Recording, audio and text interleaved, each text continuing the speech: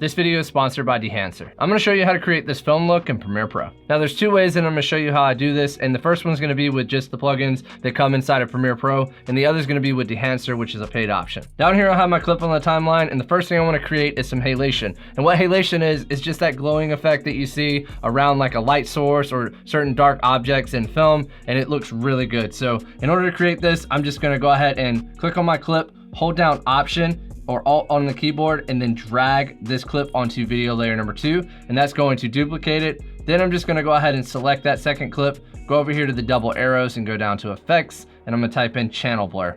And then click and drag channel blur onto that second clip. Go up here to effect controls and then scroll down to the channel blur effect. And over here under red blurriness, I'm just gonna change this to 50. Then make sure that you have repeat edge pixels checked off. Then go up here to opacity, blending mode, and just change this to lighten. And now if I zoom this in, you can see that there is some halation that's been applied around the dark edges of my clip, and that actually looks pretty good. If you're not happy with how that looks, what you can do is just go back over here under channel blur, and you can bring this down just a little bit until you dial it in and make it look the way that you want it to. Next, I'm gonna add some bloom, and that's just that dreamy, hazy, soft look that you see in film. In order to create this, I'm just going to go ahead and make another duplicate of my first clip on video layer number 1. So I'm going to click on it, hold down Alt or Option, and then drag this to video layer number 3. Then click on video layer number 3, go over here to the effects tab, and then type in Luma key. Then just go ahead and click and drag Luma key onto that clip on video layer number 3. And now I just want to turn off video layer number 2 by clicking on this I button here, as well as video layer number 1.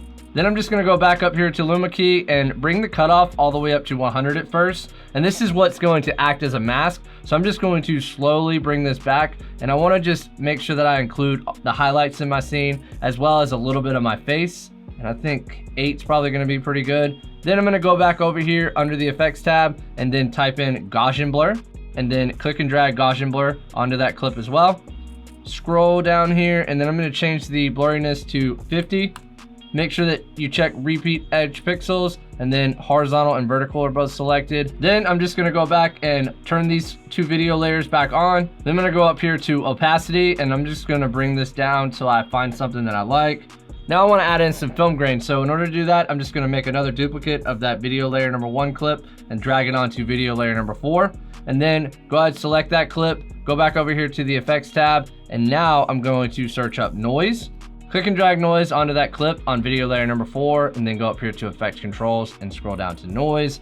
And I'm just going to change this to something like 10. And then I'm going to uncheck the box for use color noise. You can leave that on if you want. And then I'm just gonna go up here to opacity, blending mode, and I'm gonna change this to lighten. Now in order to give it those film colors, I'll just go up here to the double arrows and go back to the project table. Then I'm gonna go down here to this new item button and create an adjustment layer. Make sure this matches your sequence settings and press OK. Then I'll click and drag that adjustment layer onto video layer number 5 and spread it across all of my clips. Go ahead and select it, and then go up here to the color workspace. Then I'm just gonna go down to the creative tab, and here under this look drop down, Premiere Pro has a bunch of good looking LUTs that you can use. So I'm just gonna select this one right here.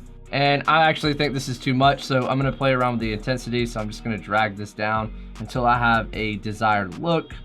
I think that looks pretty good right there. I'm gonna go back up here to the basic correction tab because I feel like this is a little bit underexposed. And I'm just gonna bring those shadows up just a little bit.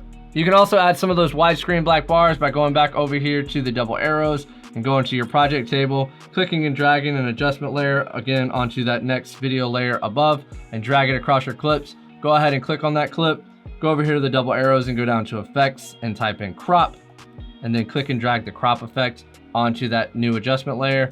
And then under effect controls up here, just go up here at the top and type in 13%, and then down here at the bottom, type in 13% as well. And now you have those cool little widescreen black bars. I'll go ahead and play it back.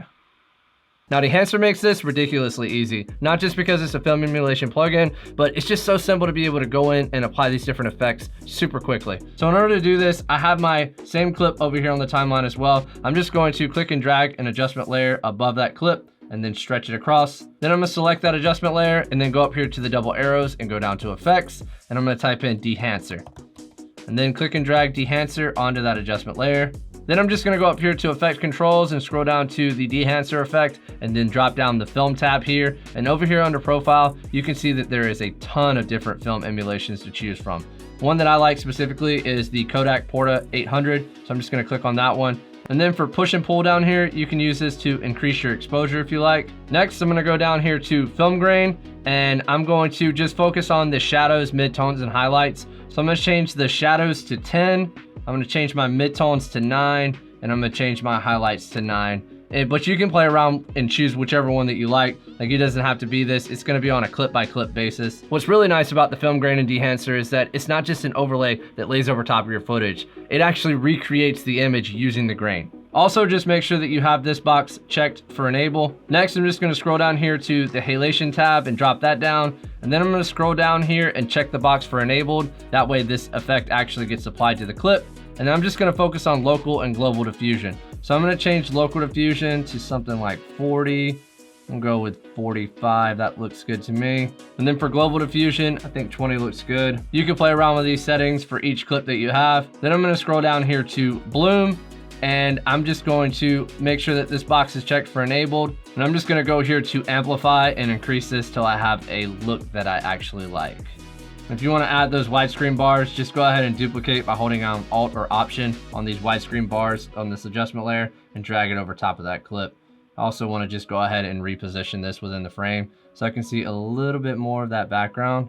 If you want to try out Dehancer for yourself, they do have a free trial. I'll leave a link down in the description, and you can get 10% off the video editing plugins by using code Tyler. Thank you so much to Dehancer for sponsoring today's video. If you want to know how I create the VHS effect in Premiere Pro, check out this video right here. And if you're looking to improve your video editing skills, don't forget to subscribe and hit the bell so you don't miss anything. I'll see you in the next video.